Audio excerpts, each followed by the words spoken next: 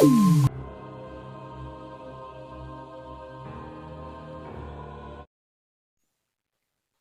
اللہ الرحمن الرحیم۔ السلام علیکم ورحمۃ اللہ وبرکاتہ۔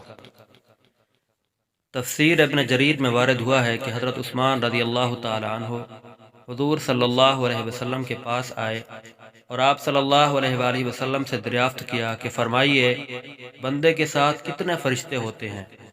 آپ صلی اللہ علیہ وسلم نے فرمایا، ایک تو دائیں جانب نیکیوں کا لکھنے والا جو بائیں جانب والے پر امیر ہوتا ہے، جب تو کوئی نیکی کرتا ہے وہ ایک کے بجائے 10 لکھتا ہے، جب تو کوئی برائی کرے تو دائیں والے سے اس کے لکھنے کی اجازت طلب کرتا ہے، وہ کہتا ہے ذرا ٹھہر جاؤ، شاید توبہ و استغفار کر لے۔ 3 مرتبہ وہ اجازت مانگتا ہے، تب بھی اگر اس نے توبہ نہ کی تو یہ نیکی کا فرشتہ اس سے کہتا ہے اب لکھ لے۔ اللہ ہمیں اس سے چھڑائے، یہ تو بڑا برا ساتھی ہے، اسے اللہ کا لحاظ نہیں، یہ اس سے نہیں شرماتا۔ اللہ کا فرمان ہے کہ انسان جو بات زبان پر لاتا ہے اس پر نگہبان متعین اور مہیا ہیں، اور 2 فرشتے تیرے آگے پیچھے ہیں۔ اللہ تعالیٰ کا فرمان ہے لَهُ مُعَقِّبَاتٌ مِّن بَيْنِ يَدَيْهِ وَمِن خَلْفِهِ يَحْفَظُونَهُ مِنْ أَمْرِ اللَّهِ۔ ہر شخص کی حفاظت کے لیے کچھ فرشتے مقرر ہیں جن کی بدلی ہوتی رہتی ہے، کچھ اس کے آگے کچھ اس کے پیچھے، کہ وہ بحکم خداوندی اس کی حفاظت کرتے ہیں۔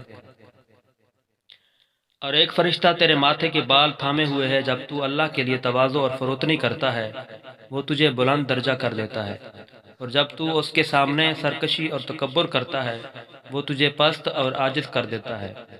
اور 2 فرشتے تیرے ہونٹوں پر ہیں، جو درود تو مجھ پر پڑھتا ہے اس کی وہ حفاظت کرتے ہیں۔ ایک فرشتہ تیرے منہ پر کھڑا ہے کہ کوئی سانپ وغیرہ جیسی چیز تیرے حلق میں نہ چلی جائے، اور 2 فرشتے تیری آنکھوں پر ہیں۔ یہ 10 فرشتے ہر بنی آدم کے ساتھ ہیں، پھر دن کے الگ ہیں اور رات کے الگ ہیں، یوں ہر شخص کے ساتھ 20 فرشتے من جانب اللہ موکل ہیں۔